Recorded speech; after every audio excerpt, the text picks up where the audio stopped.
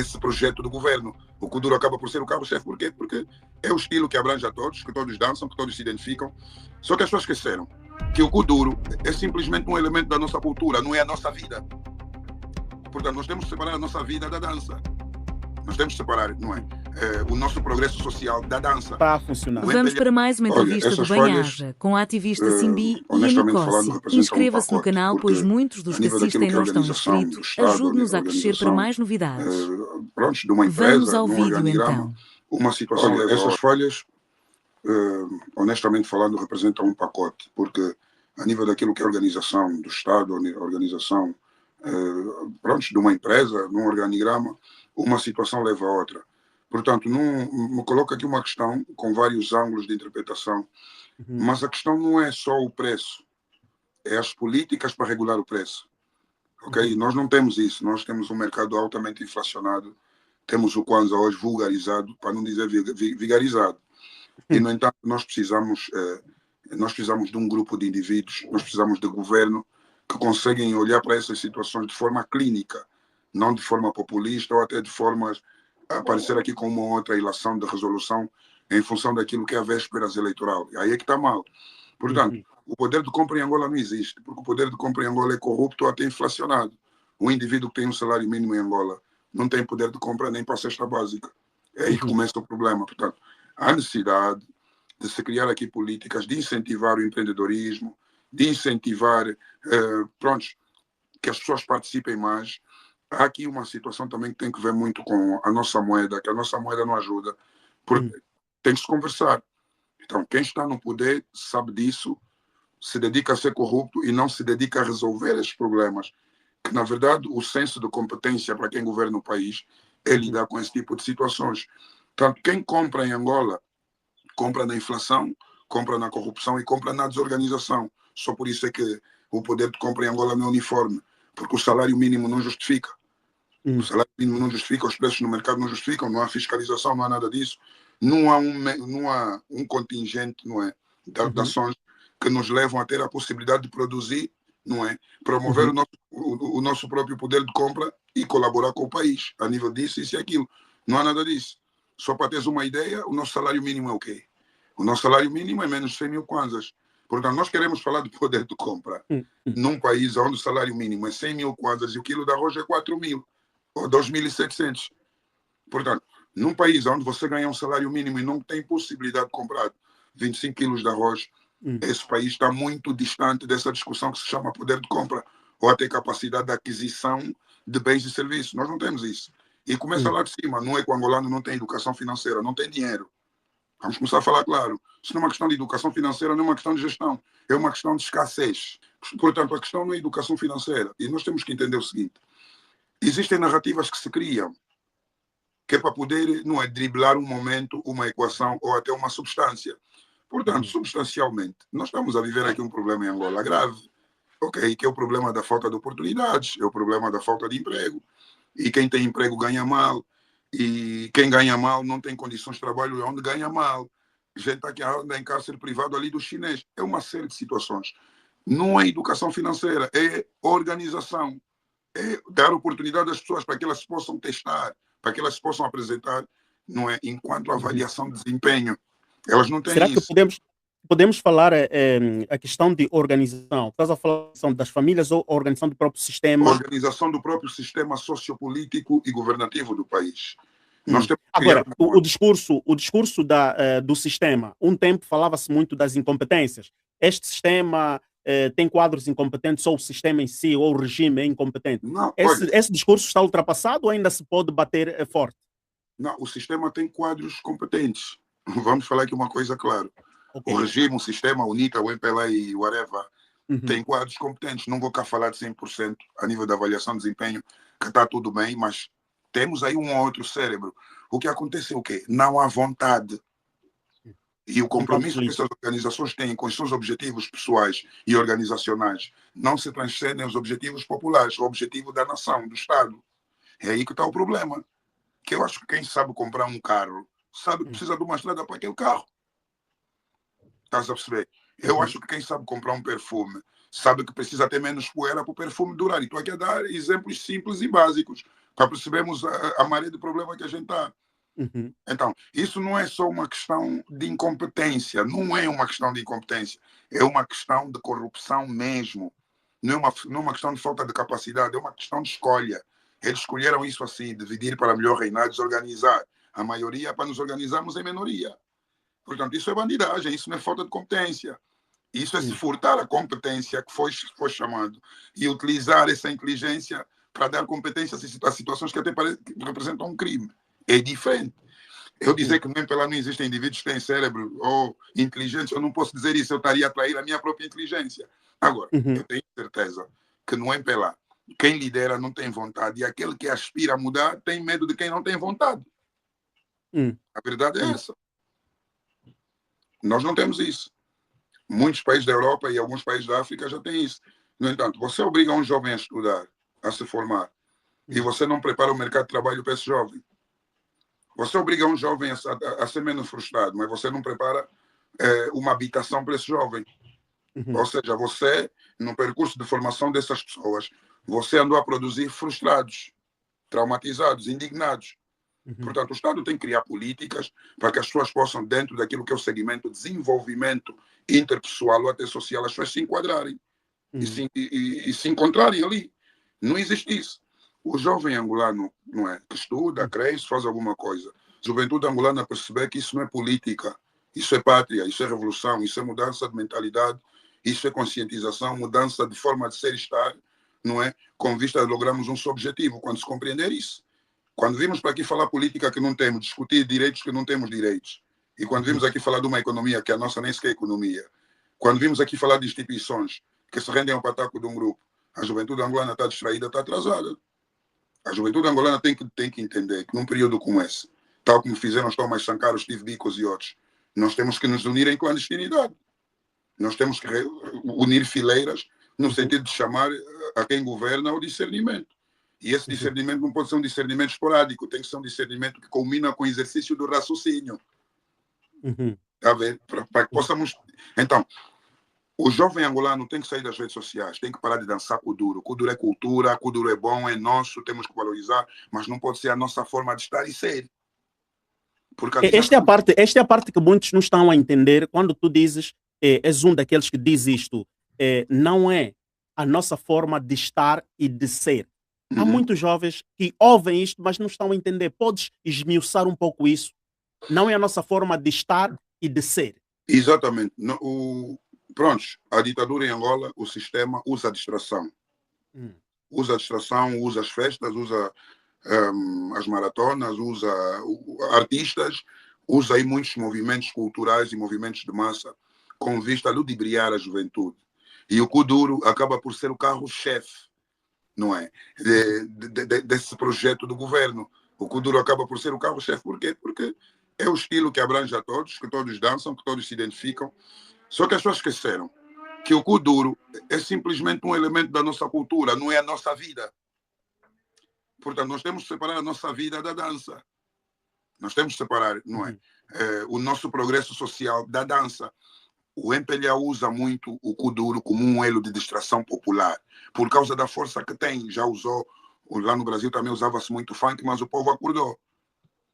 Então, o Kuduro é nosso, mas não é a nossa forma de ser e estar. O Kuduro é uma vertente da nossa cultura, é uma vertente do nosso comportamento enquanto angolano, porém, não é a nossa matriz comportamental, sociopoliticamente falando e socioculturalmente falando. É mais um acréscimo. Portanto, as pessoas estão distraídas. Hoje as pessoas estudam um pouco porque acham que vale mandar 2, 3 músicas do Kuduro, está famoso, eles chamam para ir cantar no MPLA. Vês como é que se desvia o objetivo e o processo de formação de personalidade juvenil. Mas, em todo caso, nós temos ainda o risco que nessa campanha eleitoral que vai surgir, ainda vamos ter febre de eventos de Kuduro. Muitos estamos a ter agora, os kuduristas continuam ativos. E não diria só os kuduristas, os bajuladores, essa gente toda, estão ativos. Não são passivos. O kudurista é um ativo do MPLA a nível daquilo que é propaganda e ativação, não é? Daquilo que são as próprias representações do partido e CAPs e não sei o quê. Normalmente, ou de vez em quando, é um kudurista que vai lá. É um artista musical que vai lá. E isso aí É grave, nós não podemos olhar para a música como a nossa forma de ser e estar. Nós temos que olhar para a música como um elemento cultural, porque nós temos objetivos enquanto juventude, temos objetivos enquanto país, temos objetivos enquanto homens e mulheres angolanas. Nós temos compromissos com as crianças, com os idosos, temos compromisso com a saúde pública naquele país. Tá vendo? Temos compromisso com o empreendedorismo, então nós não temos compromisso, pura e simplesmente, com o duro, nem muito menos com a Kizomba. Nós temos compromisso com o país. Isso para quem tem vocação e talento e para quem realmente quer estudar. Acabamos aqui com esse estereotipo de que jovem que se desenvolveu é jovem que é formado e é jovem que tem uma licenciatura ou até um PhD ou um mestrado. A gente tem que acabar já com isso. Que isso é uma coisa também do ditador. Tanto é que Zé Eduardo dos Santos lá atrás disse, os jovens estão frustrados porque não tiveram grandes sucessos nos seus projetos acadêmicos. Então não é isso. Nós temos que começar a destruir, quebrar e mudar narrativas. O país precisa de profissionalização. Angola não precisa de grandes doutores. Angola não precisa aqui de grandes engenheiros. Angola precisa de operários. E operários você consegue com profissionalização. Se olhares aqui para Portugal, outro exemplo. Vamos falar 100%. Eu vou falar 40% dos portugueses são formados. Estou a falar no mercado de trabalho. São formados a nível daquilo que é licenciatura, PhD ou doutoramento, 40%. Os outros 60% são formados a nível profissional. Tem ali o centro de emprego, tem aí os cursos profissionais, e esses cursos são valorizados tal e qual. Não temos aqui a conversa de você não estudou, isso aqui nem existe, nem argumento sequer. Mas temos aqui a conversa de você incompetente. Você chegou atrasado. Você não faz bem o seu trabalho. Temos aqui essa conversa. Agora, a conversa de você não estudou para definir competência não existe. Por quê? Porque é um país que profissionalizou as pessoas a nível da construção civil, hotelaria, turismo, medicina, pronto, saúde pública em geral. Então, o que nós temos que fazer em Angola, ok?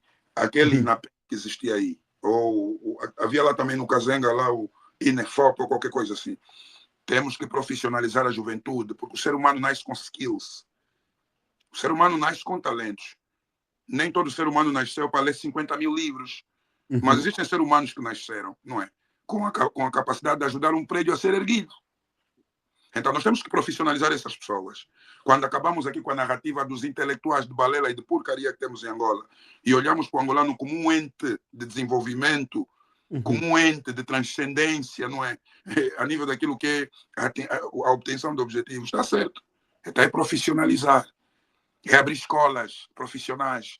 Ensinar o angolano a ser um bom barbeiro, um bom pedreiro, uma boa cuidadora de idosos, por exemplo. Ensinar o angolano a ser um bom soldador de todo tipo de metal. Ensinar o angolano a ser um bom soldador marítimo. Nós não podemos permitir com que o chinês vá para lá com seu know-how e, ao invés de transferir know-how para o pessoal da Angola, bate, maltrata, faz cárcere privado e vai-se embora. Nós não podemos aceitar isso. Nós não podemos aceitar que o português que vai lá, ok? Tem ensino médio em Portugal, vai lá mandar indivíduos que têm doutoramento em Angola. Tem que acabar com isso.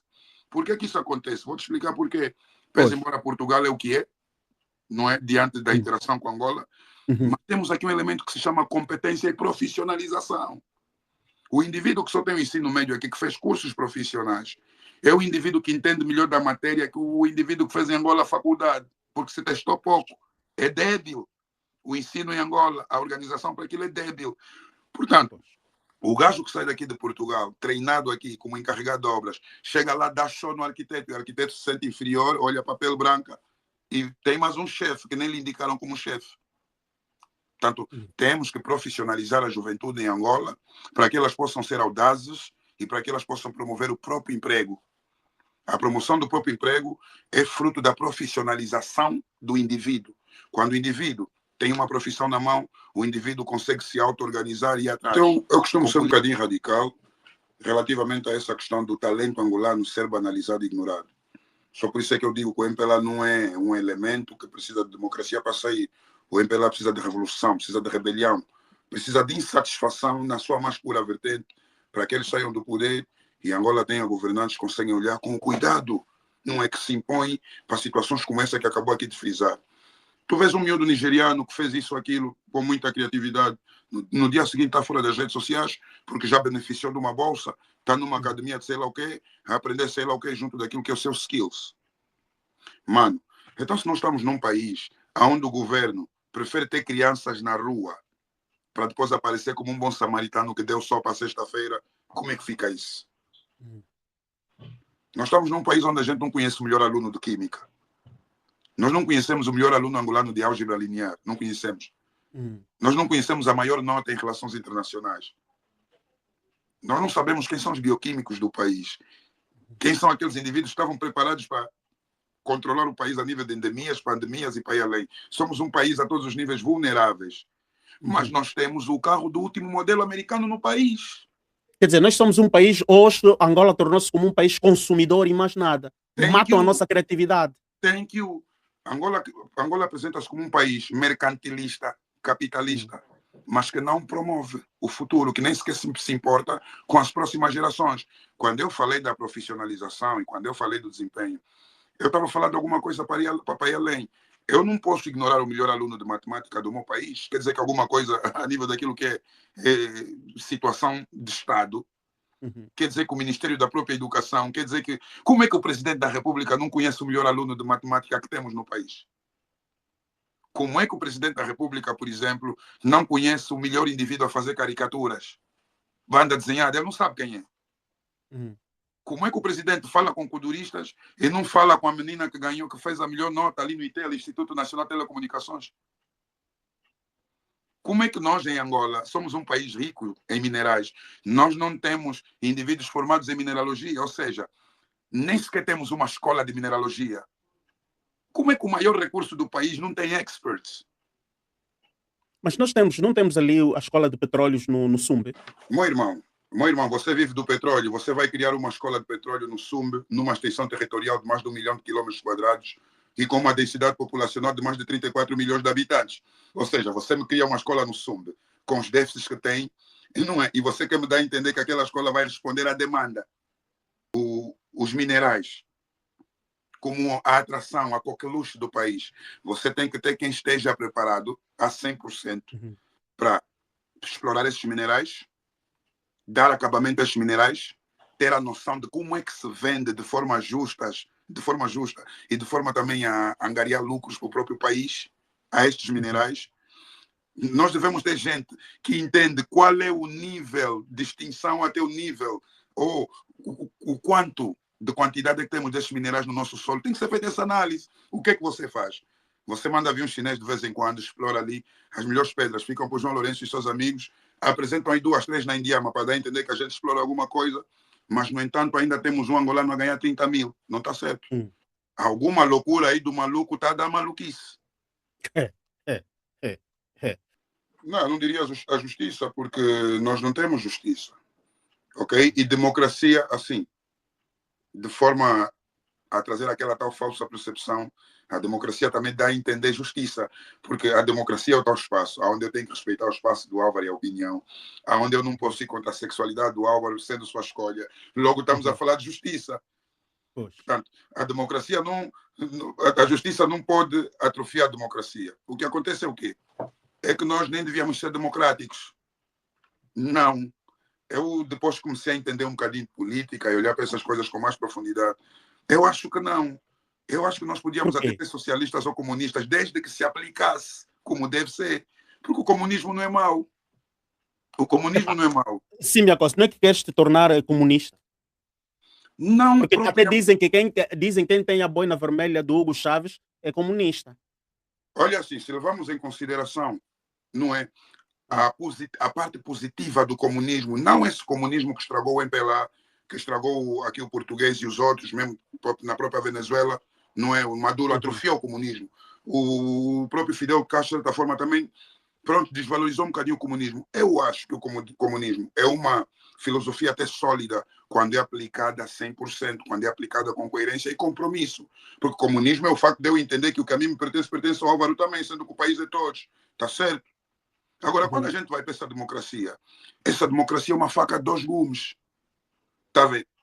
Tanto é que o próprio comunista hoje, ele te traz uma falsa percepção de democracia, porque se você olhar para o comunismo na sua mais pura vertente, vais dar cabeçadas ao comunista, porque vais identificar que ele andou a fazer brincadeiras a vida toda. Eu hoje ainda acabo por ouvir o indivíduo do MPLA, porque estou em democracia, ou seja, um criminoso tem que ouvir. Eu hoje não concordo, por exemplo, com aquilo que é o ofuscar e a ofensa à minha cultura. Guti muito um gabanto. Estás a perceber? Eu tenho que aceitar isso porque estamos em democracia. Cada um escolhe o sexo que quer, cada um bate no filho a hora que quiser. Isso é democracia. Logo, eu acho que a democracia não é para os humanos, é para os animais. Porque eles acabam por ser bem mais racionais e sólidos que nós. Nós, os humanos, precisamos mesmo de limite. Precisamos mesmo de regras. Precisamos mesmo saber que aqui é onde começa a liberdade, onde termina do outro. E essa nossa democracia da força, aonde a UNITA comete erros, não pode ser criticada porque estamos em democracia. E aonde o MPLA bate e maltrata nas pessoas, estamos em democracia. Eu não vou com essa democracia, mano. Se a democracia for para promover o erro e defender a corrupção, eu não quero. Eu prefiro o comunismo. Não vês uma Angola que se encontra.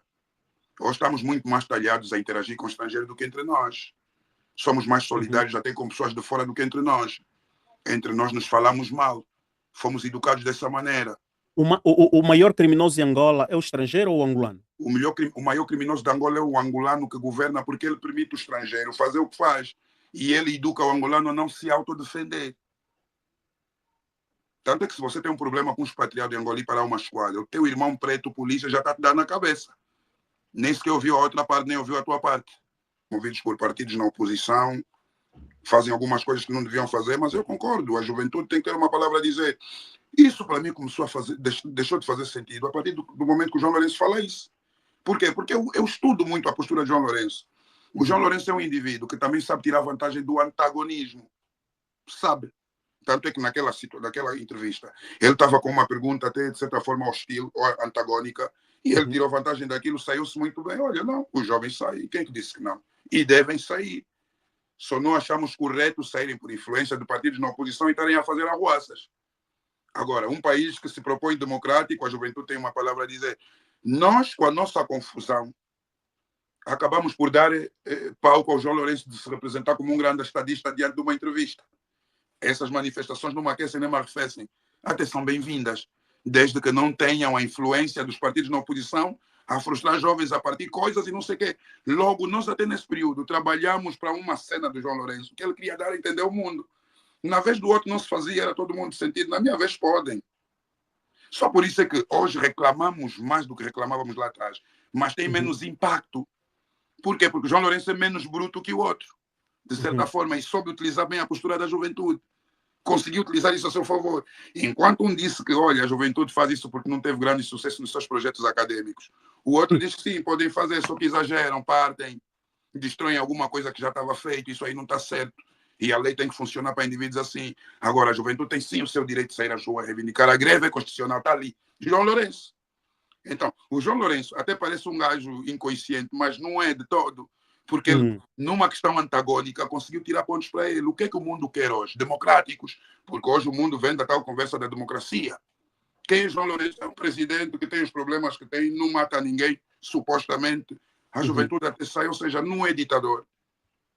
Mas os americanos continuam a dar confiança ao João Lourenço. Por quê? Porque o americano assiste uma entrevista igual a essa que eu assisti. É isso que as pessoas não percebem.